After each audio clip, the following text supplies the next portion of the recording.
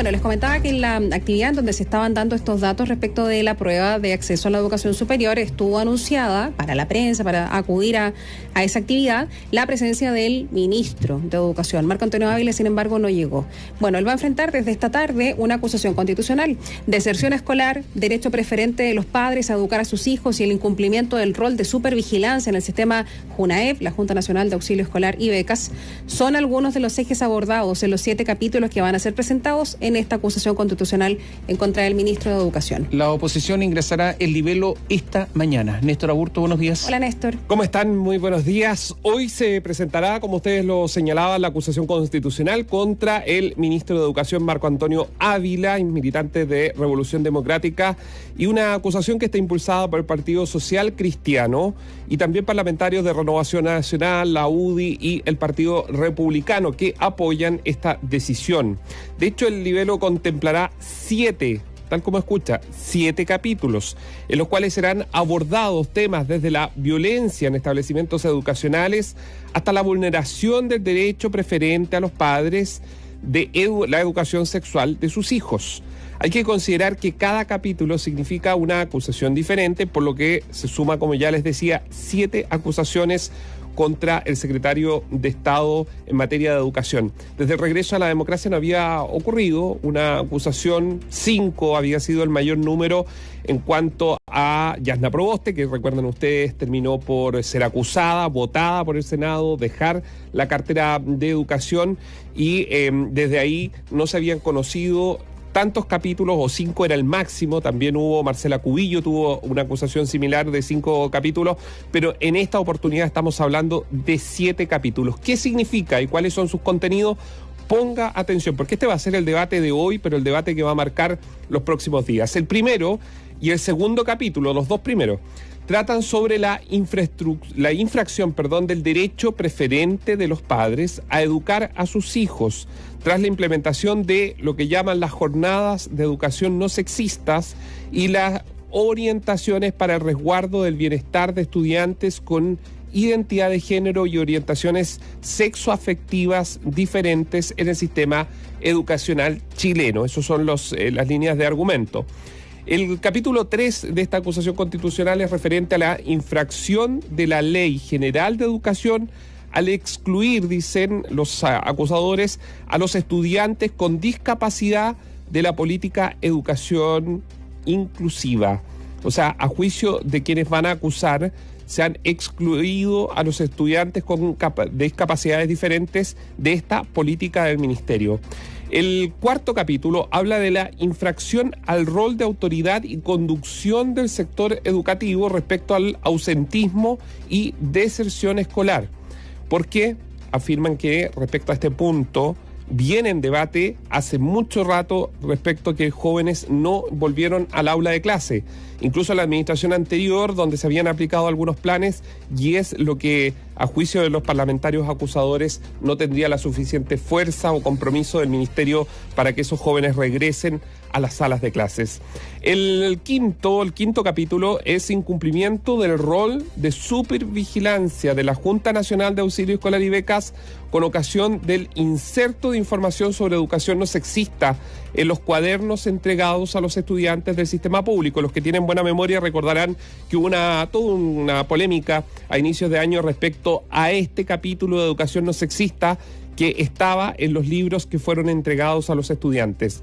El capítulo 6 trata sobre el incumplimiento del rol de supervigilancia de la Junta Nacional de Auxilio Escolar y Becas en ocasión al programa de alimentación escolar y de alimentación parvularia, enfatizando en organismos públicos como JUNAEP, donde acusan irregularidades por más de 70.000 millones de pesos en entrega de alimentos a servicios y establecimientos no licitados. El último capítulo, el séptimo, es incumplimiento de la ley en referencia al sistema de educación pública con ocasión de graves negligencias e inejecuciones en implementación de los servicios locales de educación en Calama y la costa del Maule.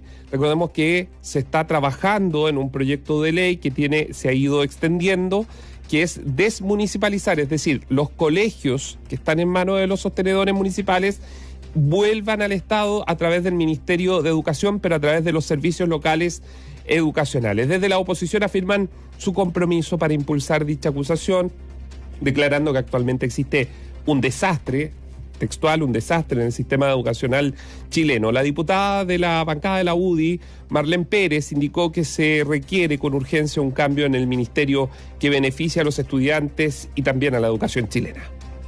El ministerio se ha ideologizado bajo la dirección del ministro Ávila, ignorando las verdaderas necesidades de la educación pública. Estamos frente a una catástrofe educativa liderada por este ministro que no cumple con sus obligaciones legales. Es hora de tomar medidas drásticas para rescatar nuestra educación de este desastre y exigir un cambio real en beneficio de nuestros estudiantes. Usted comprenderá que la oposición no tiene una mayoría plena tiene que construir una mayoría en la Cámara de Diputados, y por ello que es importante lo que van a mencionar algunos militantes como por ejemplo la Democracia Cristiana, pero también diputados independientes pro algo, pro Partido Radical, pro PPD, por la negociación que se pueda dar. De hecho, ayer las señales eran que el centro se va a mantener al margen al menos del debate inicial, ya que señalaron que no tomarán una decisión previo a estudiar los fundamentos que serán presentados durante esta jornada. Así lo expresó el diputado de la Democracia Cristiana, Ricardo Cifuentes. Creo que esta es una herramienta que hay que estudiar muy a fondo y que no puede ser utilizada tan circunstancialmente. Hay que tener razones muy de fondo para que esta pueda perseverar en mi criterio. Vamos a esperar los fundamentos que tiene la acusación y vamos a resolver en ese sentido. A ver, Néstor, te interrumpimos brevemente porque hay una información del momento respecto del Metro de Santiago, particularmente la línea 5. Desde hace ya algunos momentos, auditores que hasta ahora además son pasajeros, nos estaban informando acerca de la situación, y el Metro da cuenta ahora de que está disponible línea 5 solo entre Plaza de Maipú y Baquedano. Dicen que es por una persona en la vía, y esa es la alerta Metro. Lo que nos dicen auditores es que la emergencia se registra en la estación Irarrázaval, siempre de línea 5, y que es una persona que se habría lanzado a las vías. Nos han compartido algunas imágenes de la situación a esta hora de colapso en gran parte de las estaciones de línea 5 del Metro de Santiago, y que está funcionando solo entre Plaza de Maipú y Baquedano. A esta hora hay aglomeración en esos lugares. Si alcanza a escuchar este mensaje, tome alguna alternativa, porque además auditores nos cuentan que estaban evacuando algunas de las estaciones porque no va a haber servicio en un rato largo, que además está en hora pic a esta hora. Solo disponible línea 5 entre Plaza de Maipú y Baquedano a esta hora. Claro, está llenísimo el metro. Resulta que la evacuación es difícil justamente porque los carros van repletos, y por eso nos envían estas imágenes de carros repletos y en algunos casos de la evacuación, que es muy, muy complicada a esta hora. Gracias por escribirnos al WhatsApp, al más 5699-200-788. Seguimos contigo, Néstor. Sí, les contaba de la oposición. Obviamente van todos de una postura a votar a favor de esta acusación constitucional. El centro, como se hace llamar, la Democracia Cristiana, algunos parlamentarios o un parlamentario vinculado a Amarillo, mientras que los independientes están en una negociación, quieren conocer el texto antes de tomar una definición. Obviamente los partidos del oficialismo van a votar en contra, es obvio, ¿no? Por ejemplo, la diputada de Convergencia Social, Emilia Schneider, habló ayer, dijo que ellos van a votar desde ya en contra porque les parece injusto todas estas acusaciones, e hizo un llamado a dejar la pelea chica y comenzar a trabajar por la educación chilena. La derecha lleva semanas anunciándola, pero no han sido capaces de presentar el texto. Pareciera ser que no tienen argumentos o que están intentando improvisarlos. Dejemos la pelea chica y nos pongamos a trabajar en lo que debería ser la prioridad de todas y de todos, que es la educación chilena y el apoyo a las comunidades. No solamente el castigo, que es la lógica en la que insisten algunos.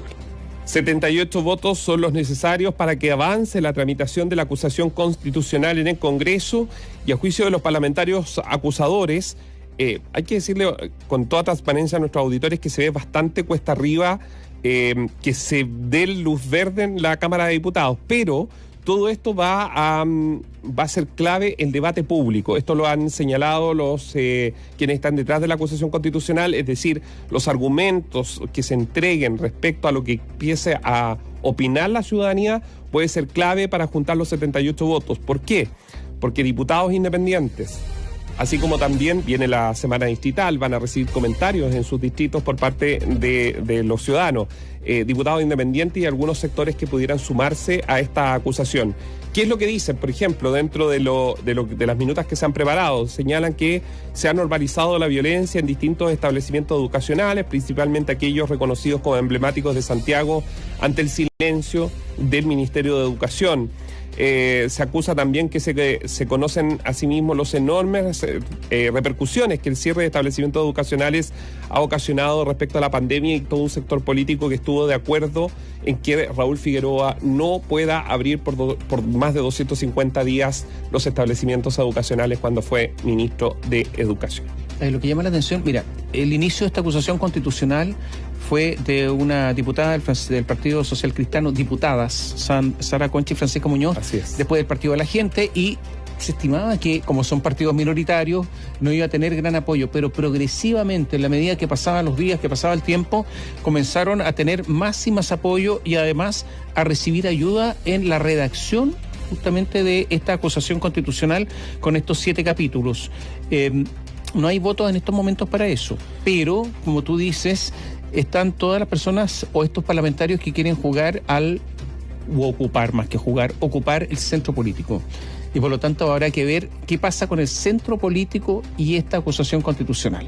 El peor de los escenarios respecto a eso, Tomás, es que ayer ya quienes están en ese llamado centro político dijeron, mire, nosotros no nos vamos a referir, tenemos que leer el libro, pero no sabemos si vamos a aprobar o rechazar. O sea, dejaron total y absolutamente abierta la posibilidad.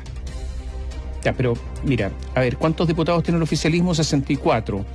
Hay algunos independientes que están más vinculados con el oficialismo, que son Carlos Bianchi, Camila Musante, Mónica Arce, Andrés Jonet, Felipe González. Ahí podrían sumar 69. Y por lo tanto esto quedaría en manos de ¿quién? Del PDG y de la Democracia Cristiana. Está en manos de ellos. Del Subcomité de Centro Democrático Unido, ex-DC. Yo creo que por ahí está el éxito o fracaso de esta acusación constitucional para quienes la presentan. Son ellos. Un dato, ¿eh? No sería, desde el punto de vista político, no sería fácil para el gobierno perder un ministro de Educación cuando justamente uno de los elementos estructurantes, por decirlo así, del gobierno es la educación. O sea, el golpe político sería muy, muy fuerte, digo yo. Sí, el tema es que por lo mismo se presenta esta acusación constitucional, y esto incluso se venía planteando antes de lo que conocimos la semana pasada, ¿no? El terremoto en materia de los resultados del CIMSE, el anuncio de paro, además del Colegio de Profesores, que es para después de las vacaciones de invierno. Más allá del tema político, porque obviamente siempre acá hay un asunto político de intentar sacar a un ministro, lo que eso significa, en fin, obviamente hay muchas falencias, muchos problemas en materia de educación que no han sido o no han dado los resultados que uno hubiese esperado de un gobierno como este, que tiene dentro de sus máximas figuras personas que han luchado y hecho su carrera o basado su carrera política en mejorar la educación. Hay temas en educación, en todo nivel. Hay temas en educación que no son estrictamente, pero que son muy importantes, fundamentales, pero que no son estrictamente de educación. Me refiero, por ejemplo, a la alimentación escolar. Ustedes saben que cuando hay un paro de profesores, cuando los alumnos no van a clase, se produce además un drama, porque para muchos alumnos es muy importante los alimentos que le entregan en el colegio. Estos son contratos millonarios. Ustedes comprenderán, auditores, la cantidad de almuerzos que se entregan todos los días. Son contratos enormes. El Estado gasta, usted podrá decir, invierte muchísimo dinero en esto, y hace muchos años que se ha discutido la transparencia de estos contratos. Muchísimos años. En algún momento se dijo que esto era una parcela, porque el Estado estaba dividido en una parcela de la Democracia Cristiana, que ellos hacían los grandes negocios acá. Que es una de las partes, me llama la atención, porque parte de la acusación dice que en el caso de la alimentación escolar y la alimentación parvularia, en estos dos importantes programas desarrollados por la JUNAED y que proveen de alimentación escolares de todo el tramo formativo, se ha detectado un mecanismo irregular de interpretar y administrar los contratos con los privados proveedores de las raciones alimenticias que importan el pago por bienes no prestados. Si eso se probara, la acusación es muy grave.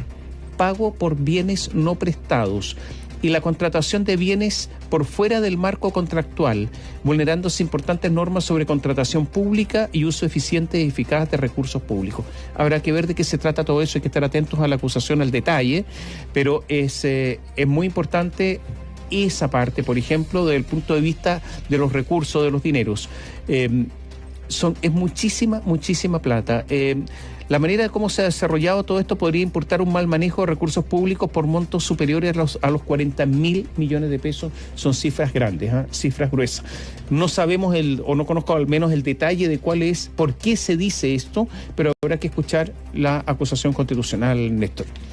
Conocer los detalles que hoy se va a presentar. El ministro va a tener tiempo para poder, nos imaginamos que por eso suspendió al menos su aparición pública, para poder responder una vez que conozca el texto junto a su equipo jurídico, que todavía no se conoce quiénes van a acompañar al ministro de Educación en esta misma tarea. Pero efectivamente hay muchos de los argumentos que hay que ver cómo los va a tomar la ciudadanía respecto al debate.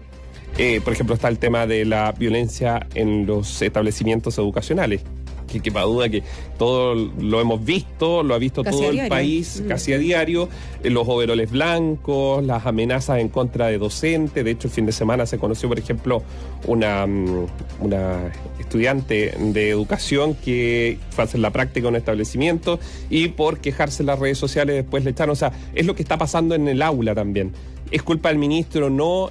Bueno, es parte de lo que va a estar, yo creo, centrado el debate. Y está el atraso en el referente a los servicios locales de educación, que es un tema que impulsó muchísimo quienes hoy gobiernan, los impulsaron, debido a que es el traspaso es la desmunicipalización de los colegios. No solo lo impulsaron, Tomás, trabajaron en ello porque en ese momento estaban en el Ministerio de Educación con Nicolás Izaguirre, después con Adriana del Piano, otros se fueron para ser parlamentarios, pero efectivamente ellos trabajaron activamente y nos consta porque en ese momento reporteábamos y veíamos cómo ellos se reunían en el Palacio de la Moneda con las asesoras de Michelle Bachelet. Y lo otro es que con lo sensible que es el tema en este Ejecutivo de Educación y con lo sensible que es el tema en general, porque tú mencionabas otros ministros de Educación, casi todos han enfrentado acusaciones constitucionales. Está Yasna Proboste, Harald Bayer, que ellos finalmente salieron de los cargos y estuvieron con prohibición, pero también José Pablo Orellano, Raúl Figueroa, la misma Marcela Cubillos, en fin. Ahí nos llama todavía más la atención que no hubiese habido una mejor preparación de este ministro, porque era como incluso esperable que se fuera a presentar una acusación constitucional en su contra, que es lo que sucede finalmente, y con esta cantidad de capítulos, que es la mayor que nos contabas tú, los 7. Y con paro de profesores de regreso, de retorno de vacaciones. Claro, pero yo quiero recordar algo. En el último cambio de gabinete, en la previa al último cambio de gabinete, recordemos que uno de los ministros que estaba colgando un hilo era Marco Antonio Ávila. O sea, el ministro de Educación viene hace rato trastabillando. Esa es la verdad. Entonces, fue la silla que sacaron. ¿No es cierto? ¿Te acuerdas de eso, sí, no? ¿Y por qué no salió? Bueno, Revolución Democrática. O sea, corazón del gobierno, perdería educación, que es justamente una de las vigas estructurantes del gobierno. Era difícil desde el punto de vista político, porque era demostrar que justamente en uno de los temas que lo llevaron al poder están teniendo problemas. Y que reafirma también lo que pasó en el rol que Revolución Democrática jugó en la Municipalidad de Providencia, donde recordemos todavía ahí hay juicios de cuentas, platas que se acusa que se malgastaron o se mal utilizaron, etcétera, etcétera. Entonces vuelve otra vez a estar uno de los ejes de esta acusación, que es el manejo de las platas también, y ahí se pone una especie de advertencia respecto a Revolución Democrática. Ahora, hay mucho en juego para ellos, eso es lo que queremos decir. Solamente un dato más. En la última encuesta Plaza Pública Academ, que se ha dado a conocer en las últimas horas, el ministro Marco Antonio Ávila cayó 17 puntos en una semana. O sea, un desplome en la semana. 17 puntos, su aprobación llega solo al 39%. Esto también lo tienen en cuenta los parlamentarios. Tú sabes, claro, que el asunto de las encuestas para ellos es...